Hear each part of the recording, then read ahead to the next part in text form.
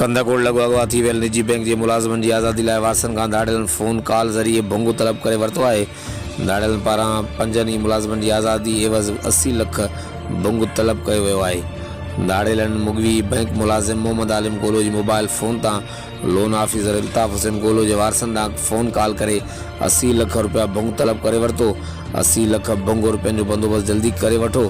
भोंग जा पैसा जल्दी न मिलिया त मोगियुनि खे तकलीफ़ ईंदी रहंदी। मोगी मूजिबि ॾाढी तकलीफ़ में आहियूं, जेतिरो जल्द थी सघे पैसनि जो बंदोबस्तु करे असांखे आज़ादु करायो वञे। दाड़ियलनि मुगी जे वारिस ज़ुल्फ़कार गोलो ॾांहुं फ़ोन कॉल करे भोंग जा पैसा तलब कया आहिनि। दाड़ियलनि पारां भोंग जा पैसा तलब करण ऐं मुगवी बाज़ियाब न थियण ख़िलाफ़ सुभाणे इंडस हाईवे उन्नड़ पुल वटि धरणो हणण जो ऐलान करे छॾियो आहे।